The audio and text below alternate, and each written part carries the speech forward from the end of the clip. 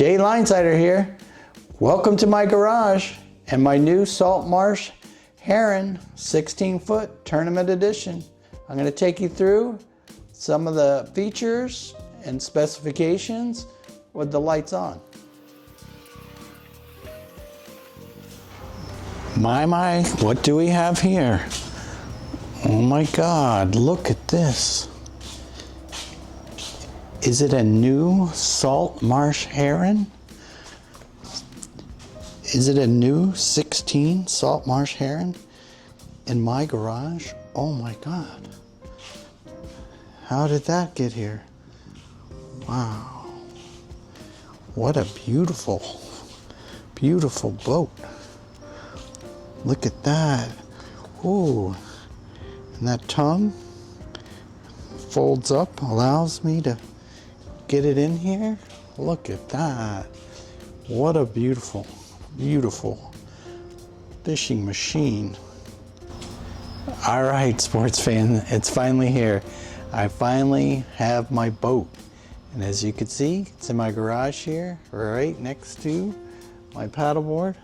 So many adventures have been on my paddleboard. But now I got this new toy and I'm gonna be playing with my new toy from now on. Still gonna do paddleboarding, but yeah, we got this brand new boat. And today I'm gonna go over what this boat is, some of its features. Now, I went with the Suzuki 4-stroke 60. It should go about 40 miles an hour, top speed. Haven't got it up there yet because I still haven't broken this bad boy. So yeah, or bad girl, I should say. This is a size 10 shoe, and you can see fits across here. Basically, this is like 13 inches wide, all the way up and down. It even gets wider up towards the front. So yeah, you can walk up and down and bite your fish. I got this custom poling platform, and it's got a step that's kind of like a step for old men like me, in case you want to, you know, step from here to here and get up and down. It's easier than climbing up here, although, you know, you can climb up the traditional way. Now, for rod holders, I got 3 extra rod holders on the console right there. This also holds 4 rods on each side. So you got, I only have 1 in there now, but you can put 2 in each one of those spots, 2 in the next spot, and then the same thing on this side. So that's 8 rods right there, 3 rods right here, 2 rods up there, and 1 up here. So yeah, plenty of rods. I don't bring a lot of rods typically, but you know, if I have people that are gonna bring rods, you know, I got plenty of room for plenty of rods. I got this custom casting platform. This hatch will open, and you know, you can access the hatch even with the casting platform. And then, since I'm up here already, I got the Minn Kota iPilot. This is only a 12 boat, but as you can see, the boat's pretty small, and you know, you don't need a really big trolling motor. I'm not a big trolling motor guy. It's got the battery tender switch right here for quick disconnect. We've got the push-pull holders here by V Marine. These are really sweet. These are really sweet because they come off like that, and you can have no push-pull holders.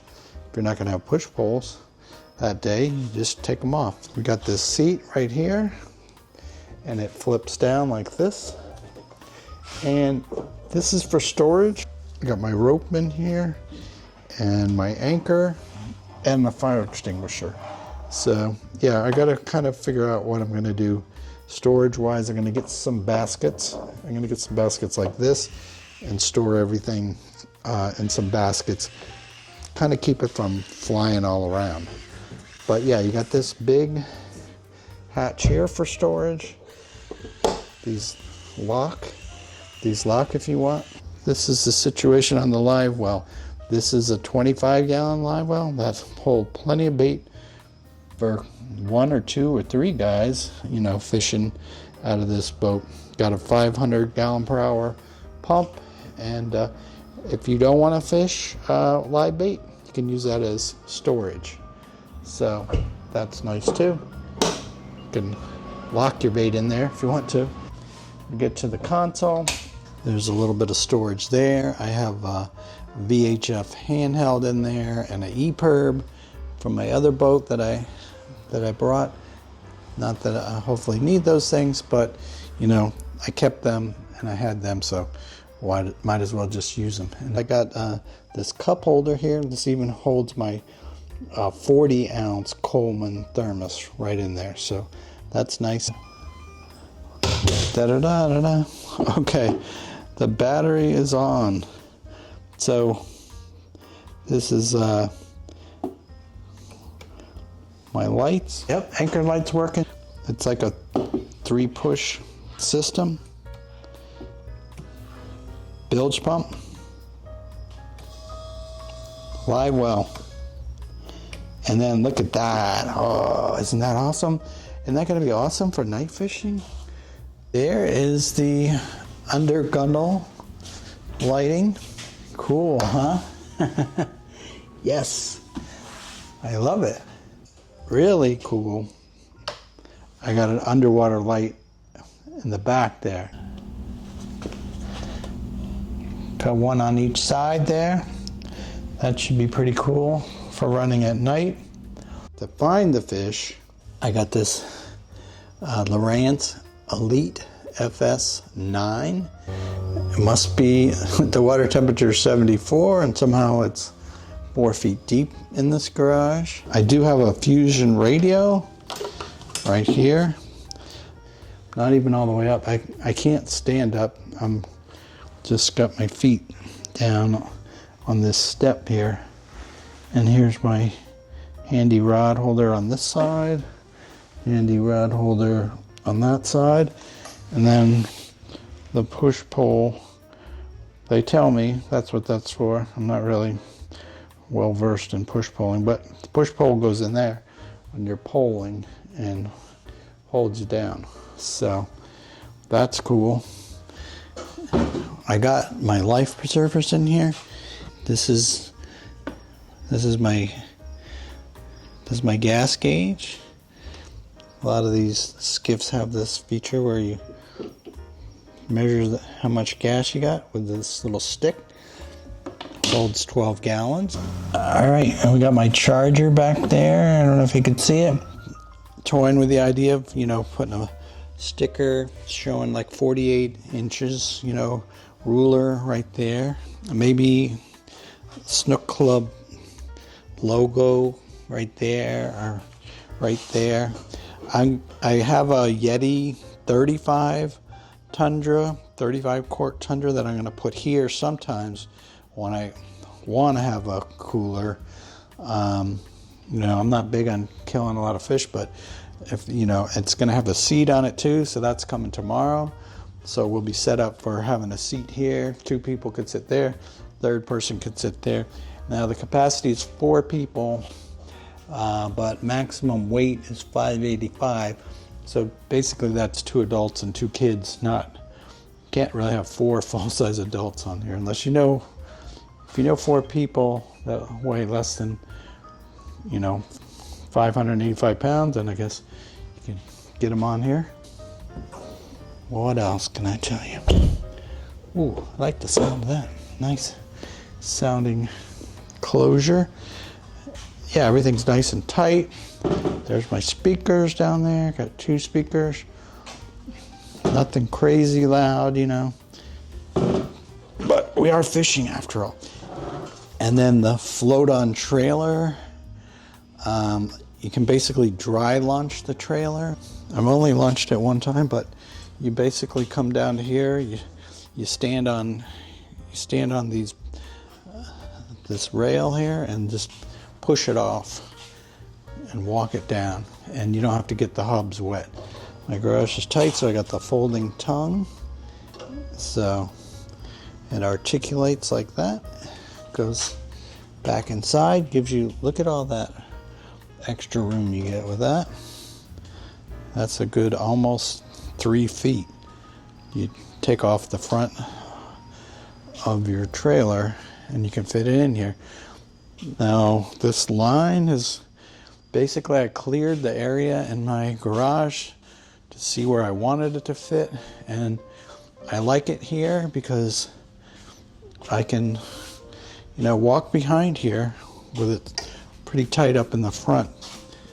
So yeah, this is it. This is the package. This is the deal. This is what I've been waiting for. All right, now yesterday I put a couple hours on the boat and I was out with the wife, and I'm gonna switch to some footage of actual running with the boat and putting around and have some on the water action here in a second. How are we doing, Captain? Good. How do you like the new boat, Captain? Nice. Nice and smooth. All right, we're on our maiden voyage. Everything's working. The water's 67.1. Be very protective about his little fish.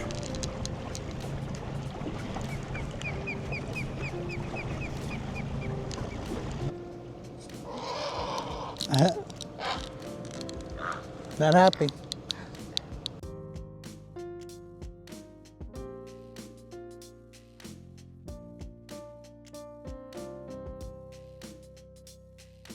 All right, I'm trying to replicate a fishy approach here to this situation.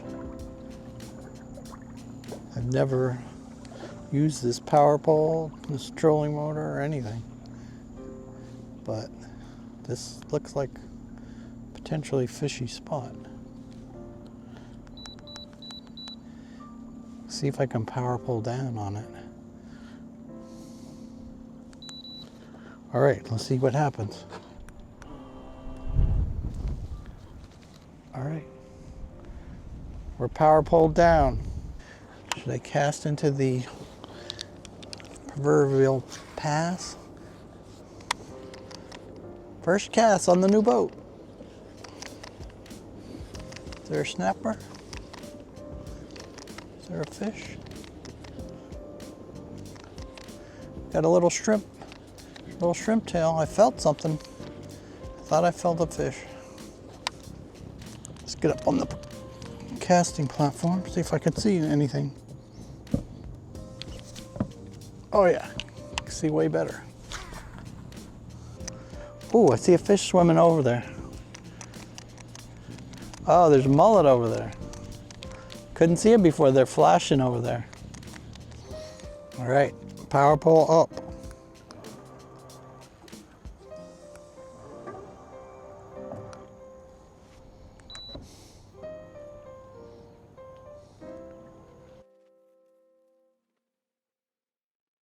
Da-da-da, we made it. If you guys got any questions about the boat, any specifications,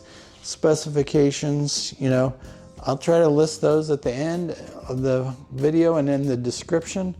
But yeah, if you have any more questions or comments, this is a Salt Marsh Heron 16 TE. Ancona and the Salt Marsh are made in Fort Pierce. So it's not too far from where I am, and it's nice and convenient.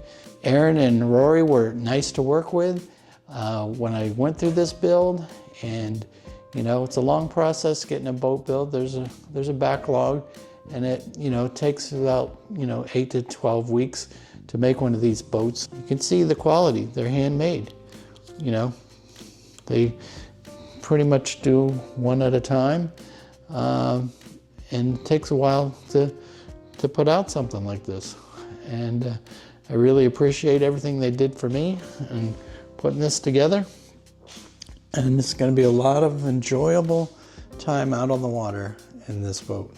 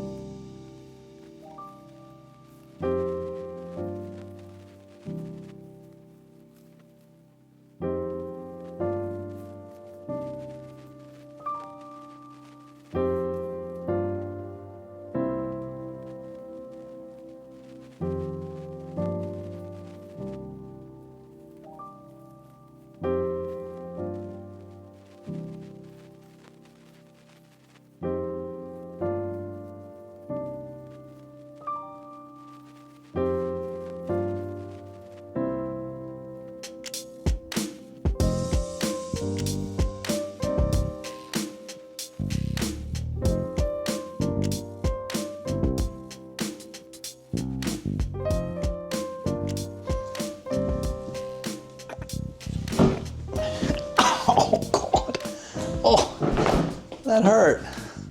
Gotta take that thing off.